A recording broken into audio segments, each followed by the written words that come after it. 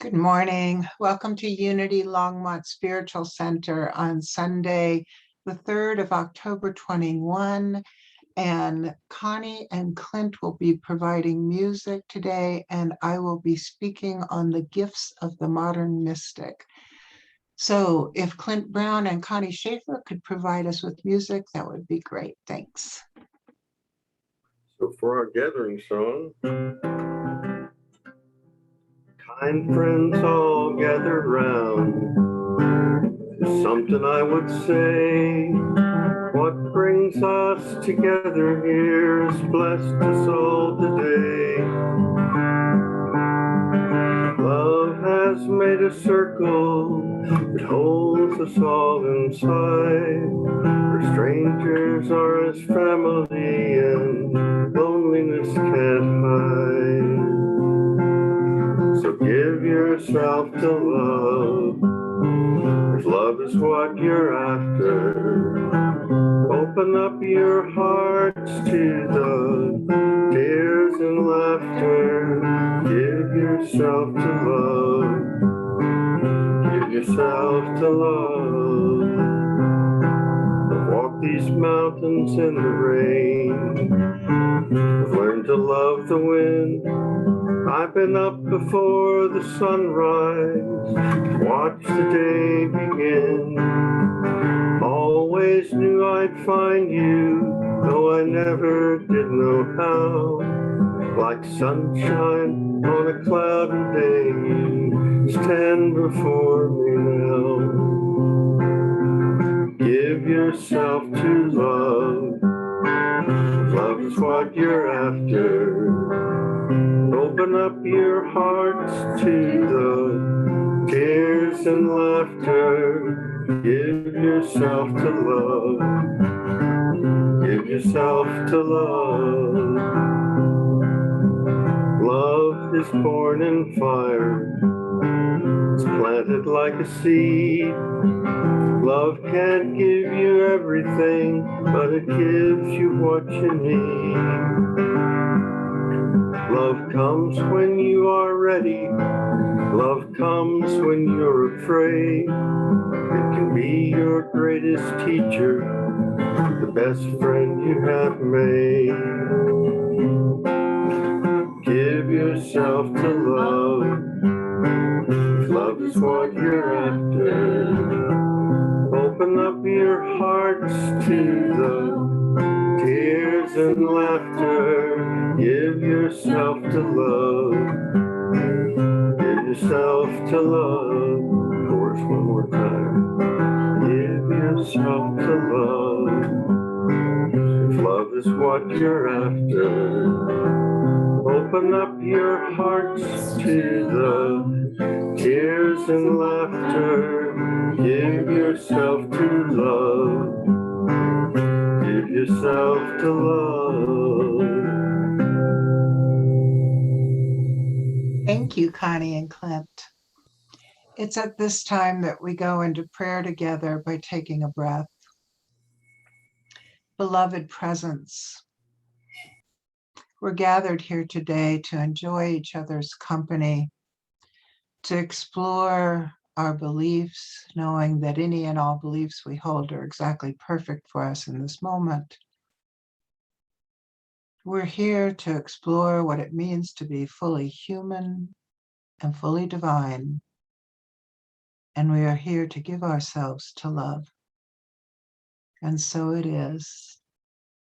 And we'll have a piece of music. Thank you. So this is a completely new song for us. It's called Rhymes and Reasons by John Denver, and it's got some pretty remarkable lyrics. I had the opportunity to perform at a memorial service this past month, and the woman who had passed requested a couple of songs, and I did one along with my guitar teacher, and then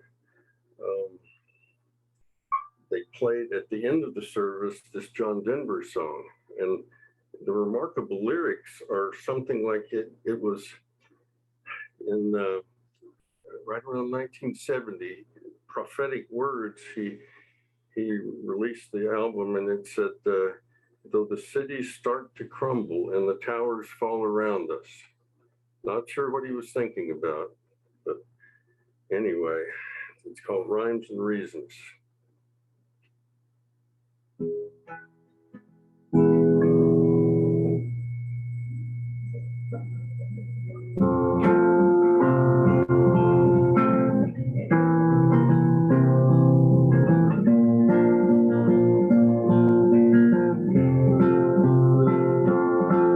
So you speak to me of sadness and the coming of the winter.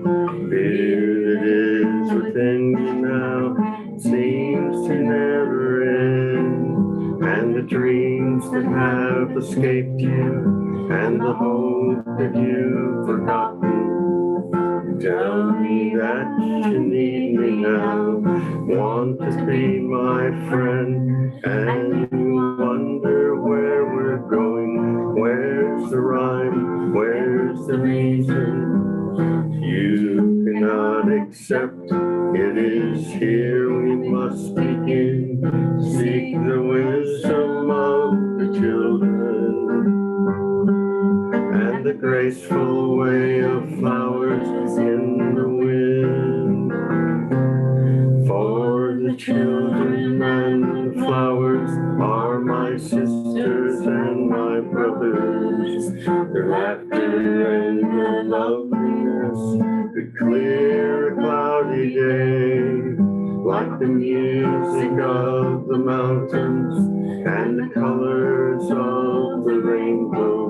They're a promise of the future and a blessing for today.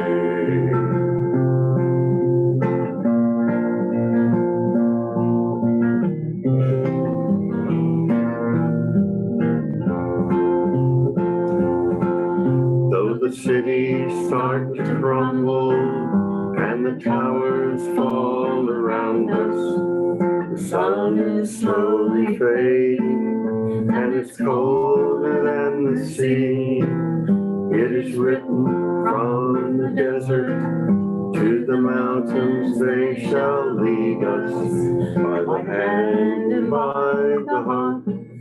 They will comfort you and me in their innocence and trusting. They will teach us to be free. For the children and the flowers are my sisters and my brothers.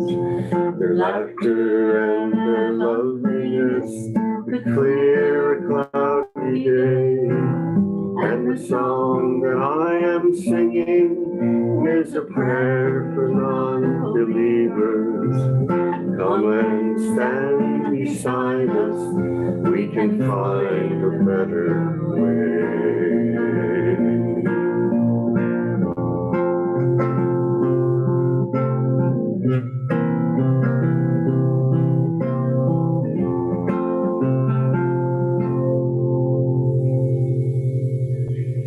Wow, thank you for that beautiful song of hope. Thank you. So this morning, I'm going to speak about the gifts of a modern mystic. And again, I consider myself a modern mystic, and I don't want to impose anything on you guys, but I think you are also. Take it or leave it.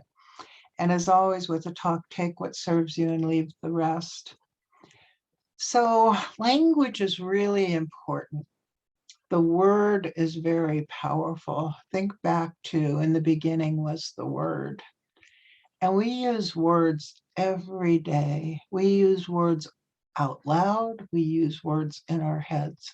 So I'm going to try and be as succinct and exacting as I can with my language. I have, as you know, been taking some metaphysical classes and learning a lot about how unity expresses itself in its beliefs. And again, unity is open to anyone with any beliefs. And Some of my beliefs have shifted, and it hasn't always been easy. And that is true of when our beliefs shift, in part because our beliefs are part of our identity. And I think shifting identity is one of the hardest things that we are called to do at times. So I'm going to use some language and hope that I can help make sense of it for both myself and you. I'm going to be looking at our gifts, how we identify them, and how we express and share them. I think that's what we're called to do, to share our gifts with others. So I'm going to be looking at the kingdom of God, the kingdom of heaven, and Christ consciousness in part. The kingdom of God refers to what is God, what we know of as God, what we know as fully divine within ourselves. The kingdom of heaven is also within ourselves, and it is about our perception. So it is about being fully human. That's new information for me, so I'm still distilling it. The kingdom of God is absolute. And by absolute, I mean omnipresence. There is no place that the kingdom of God is not. The kingdom of God is everywhere. It is everything. And I've been trying to come up with some kind of majestic metaphor to express that. And the closest I can come is the one that Buddhists use a lot of. It's all water, and each of us are like a molecule of water in the water. It doesn't quite capture, but it's the closest I know of right now. So as a molecule in the water, we are in the water's in us. The kingdom of God, or God, is omnipotence, knowing everything, everything. And God is pure being. Just take that word in for a moment, being. God is limitless, changeless. That's been part of my struggle to accept the absolute is changeless. Christ consciousness is of God. And that's our goal in this lifetime. Our goal to remember and reunite with God on a more regular basis, while still being fully human and fully divine. In our fully human, we are drawing on sense consciousness, drawing on our 5 senses, 8 known senses, which include the sense of knowing where our body is, the sense of knowing how our body is moving. And in the kingdom of God, we have Christ consciousness, and it's about unity. So as being fully human, we have uniqueness. None of us are exactly alike. And yet in the kingdom of God, we are everything. So my human brain struggles with that. And yet sometimes I have a sense of it. And that is hopeful to me. So we're given the sense consciousness to navigate our earthly planet. And I want to explore how we can also use it to become more comfortable and familiar with Christ consciousness. And again, it's everywhere, including within us. So our most direct access is within. We are all equipped with unique human gifts, and we all have access to all divine gifts. How do we begin to integrate them both? In our human life, we have opportunities to increase our consciousness toward and into and of divinity. And in unity, we recognize that some practices help us do that. The practice of prayer, the practice of meditation, going into what in unity is called the silence, capital S, and the use of 12 powers, divine powers that are innate to us. From our humanity, we may experience mystical events as coming from outside. You know, think about those times that in your life have felt magical, that are mystical. And I know for me, a lot of times it feels like it's a gift that's been given to me from outside of myself. As our consciousness grows, we begin to understand those events are coming from within us, from the divinity within us. I have shared before that in March of 2001, I had been walking around and saying, "This place is so noisy. I can't tolerate the level of sound. Please turn down the music and don't slam the door at 2:00 a.m. when you come in." And one day I woke up and I sneezed 3 times and I blew out much of the cilia in my ears and lost much of my hearing. So my belief was that I had put this out into the universe. And given that I'm in relationship with the universe responded with, "This is what you asked for." What I am beginning to understand is that that deafness did not come from outside of me, that it came from the divinity within me, the divine power we all are. And yet, most of the time, we don't even recognize that because of our unconscious beliefs, our unconscious biases. It's frightening in a way, as my fully human self, to recognize the power that's accessible. I don't necessarily trust that I can access it and that I will use it well. So that's my fully human self struggling a bit. And I'm okay with the struggle. That's okay.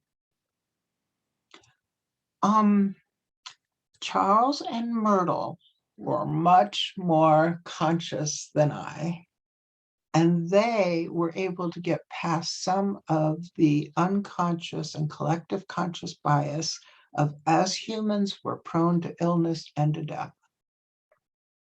He purportedly increased the length of a leg that had been shortened by an injury. I think he fell off a horse when he was young, maybe 12, if my memory serves.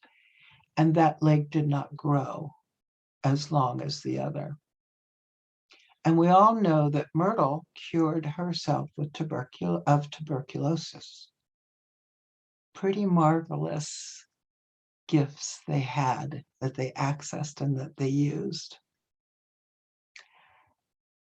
I was remembering this morning that in July 2008, I was speaking at my partner's memorial service.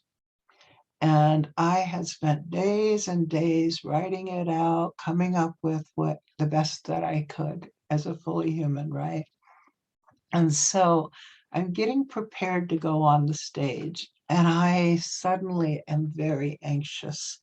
My palms were sweating, my breath was changing, my brain was shutting down. And what I did was I said to my partner, "Please work through me. You are used to speaking to thousands of people. all the time. I'm not. And there were 1,000 people at the memorial service, so many that extra rooms had to be set up with televisions.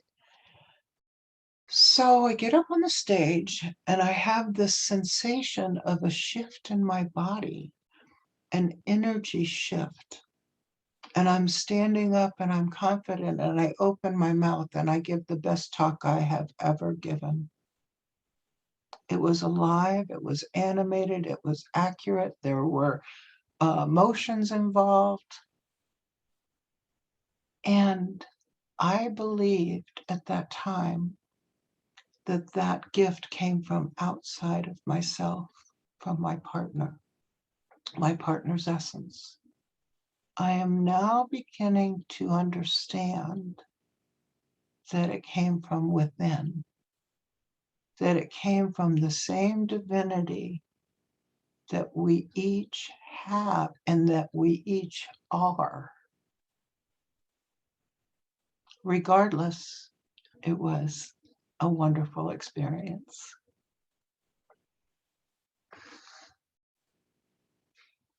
So when we have a thought or a belief about our body, the effect of that is immediate. Our body responds immediately. Now, the response might be in one little atom in our body that is going to affect the others. It's immediate, though. Whereas when we have a thought or a belief about the world in our fairly human perception that is outside of ourselves, the effect is not immediate. The closest most of us will come to is influence. We can influence the world outside of ourselves. And again, the amount of influence is based on the level of consciousness. So consciousness, again, can be good or bad depending upon what's going on in the unconscious and in the level of consciousness. So think for a moment of the bad. Hitler had influence on our world. Think for a moment of the benevolent, which is another word for God. The Dalai Lama has wonderful influence on our world. So I invite each of us to consider, what influence do we have on our world? And maybe it's our small world of family and friends and community. And then pay attention to what's going on internally. What thoughts are we having? I have struggled, as I've shared with you before, with having more judgment than normal during the pandemic about people's choices. And I've worked very hard to come to a place where I can recognize that and shift it to compassion. Maybe that means my consciousness is growing, in part because of the pandemic. The point is, we have choice. We all have choice to notice what we're doing, what we're experiencing, what we're thinking, and to learn, and it's a skill, to stop and make a shift. One path, I believe, toward more fully being our divine self is to identify our gifts. As humans, we have unique gifts. Each of us is an artist of some kind. I want to repeat that because not everybody learns that. Not everybody knows that. Many children in preschool or kindergarten are told, don't color outside the lines. Don't color that person purple. People are this color, that color. We are each artists of some kind. And we may have more than one talent. And by art, I don't mean just the art of painting, of writing, of creating buildings, of singing, of performing, of quilting. By art, I also mean the seemingly simple acts of listening, deep listening, the art of paying attention, being aware both of what's going on within and around us, being aware of the shifts in our loved ones and being there with them, for them. The art of growing a garden, the art of loving nature, participating with nature, the art of raising children or pets, the art of participating fully in small groups, speaking up, listening, being present. The art of kindness in such small acts as opening the door when somebody's hands are full. So I invite each of us to explore, be curious about, and open to discovering what are our personal arts. As a fully human being, they may be distinct and unique. As a fully divine being, we have all the arts. We just need to learn to access them. So I'm aware that our time here on earth may be short. You know, we hear the common phrase of it's a blink of an eye. And I don't know how much I personally will be able to accomplish in raising consciousness my own during this time. But I really want to make an effort to use every moment that I can. And I invite you, when you see I'm not doing that, please remind me that is my goal. I would like to share a reading that a dear friend sent to me recently that I think is a piece of art. And it demonstrates how this person, I believe, uses her sense consciousness to be in, eventually, God or Christ consciousness. The title is Quietly Undone, Disruption as Nature. The author is Zenju Earthlyn Manuel. I remember strolling in my favorite park in Oakland, filled with redwood trees dripping with rain. I can feel the paved road not allowing my feet to sink into the earth. I switch to a dirt path where the wet shavings of bark and dead leaves cushion my landing. The tall redwoods block the sun. Without any warning, a wind smothers my hearing. I am startled and chills take over. I stand still. Something out of my control is happening. My walk has taken a turn from a calm stroll to an uncertain venture. Next, I hear a dog barking and the sound of large wings hovers over my head. A vulture, a vulture. I stand still as it swoops down, passing close. There's nothing to do but stand there, unraveled. Stand there, unraveled. When doing is done and there's nothing to do, you meet what can't be imagined. When doing is done and there's nothing to do, you meet what can't be imagined. You discover vultures don't sing. They bark. We are to be undone. This is life. There's no getting around it. We unravel over and over again.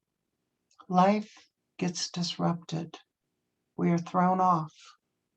We face the unimaginable. It's sobering, ending up in a place that we thought we'd never be. In that strange place, we are quietly undone. We're not who we thought we were. We burn away, and then immediately we want to sweep up the ashes or whittle and sand the charred pieces to make a smooth mound of life, a mound that, if breathed upon, would come undone again.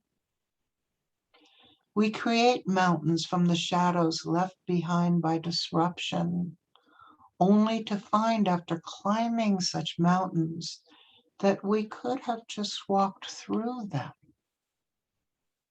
We struggle when the waters of our lives are disturbed and our reflections appear distorted and unfamiliar.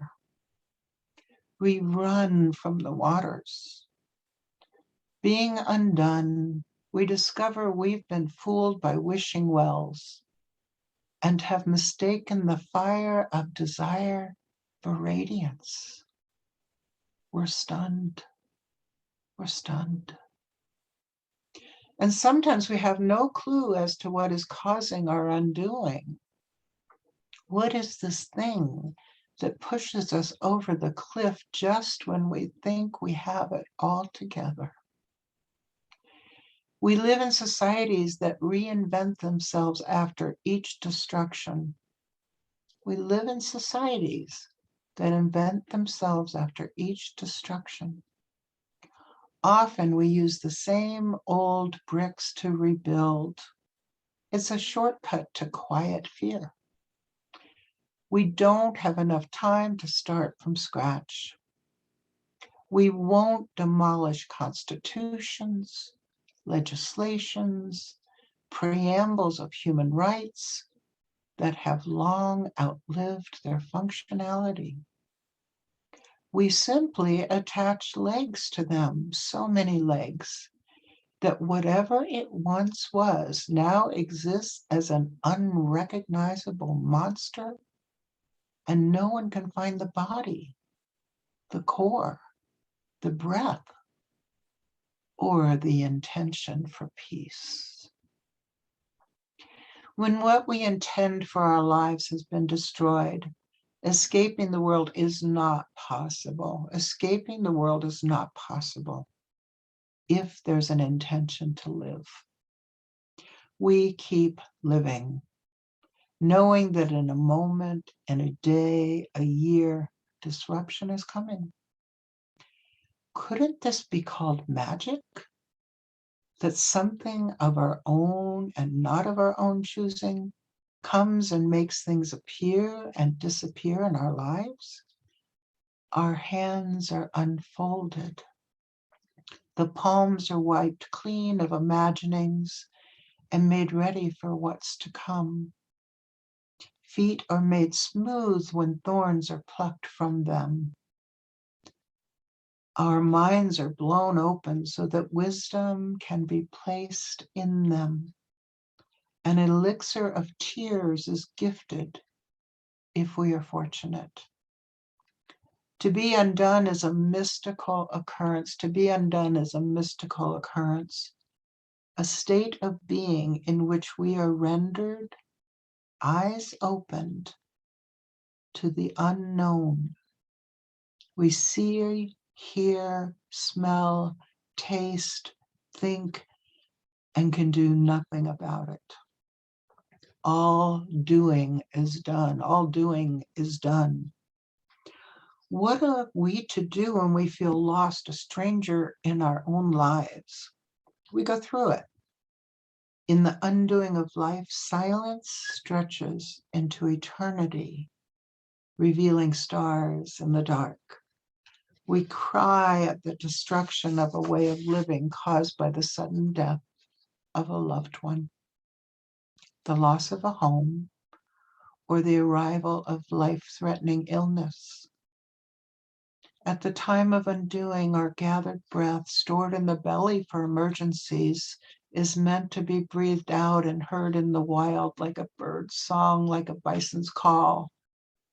At the time of undoing, our cries, ascended from ancestors, are to be discharged into the world, out into the atmosphere of a million realms. In disruption, we sink our feet deeper and listen for what is beneath the earth. What's beneath the earth? What is being said about centuries of violence?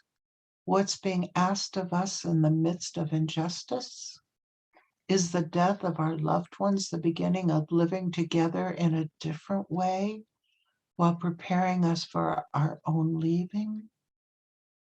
Can a catastrophic experience lead to a large-scale awakening? Can peace express itself in the sound of vulture wings?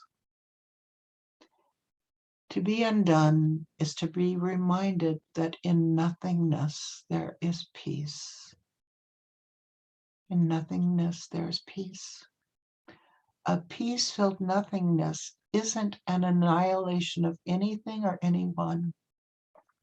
It's a nothingness that feels like a blanket of snow that covers, for a time, what you have taken for granted and rarely appreciate. The beauty of peaceful nothingness is that everything lies beneath it. And so it is. We'll have a piece of music, please.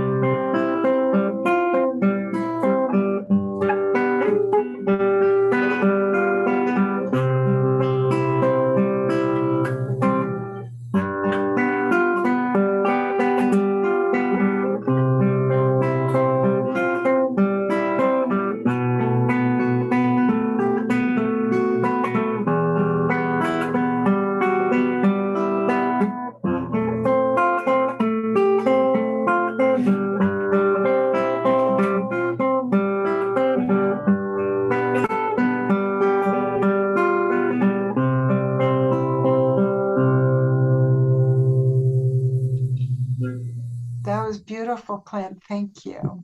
Thank you. So at this time, I invite us to go into a fairly brief meditation. And I would like to share a video with music. If you need to turn down your volume, please do so.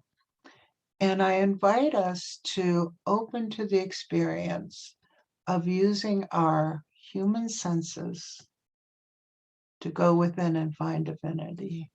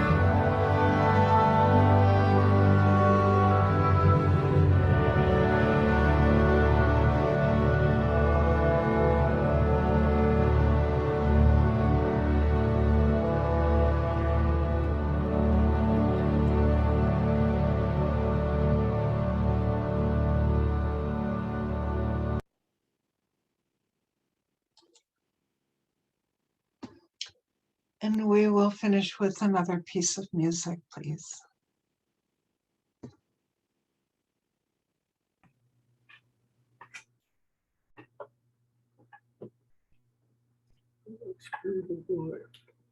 Okay.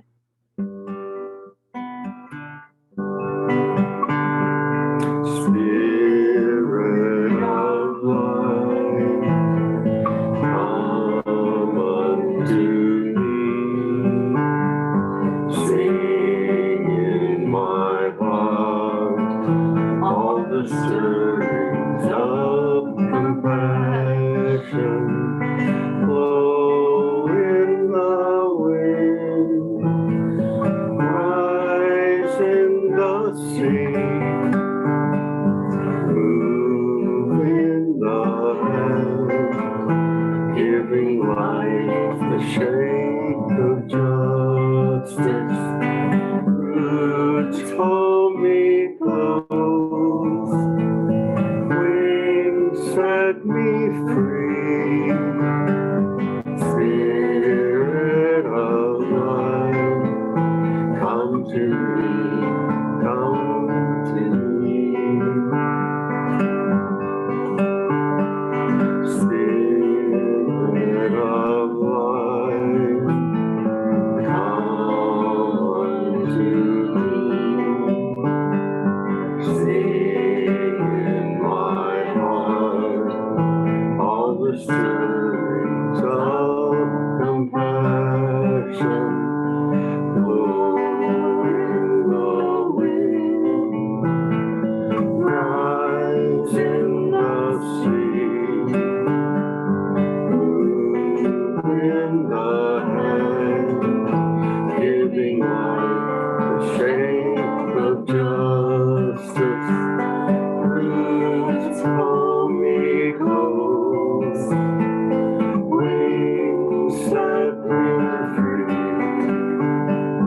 Spirit of life, come to me.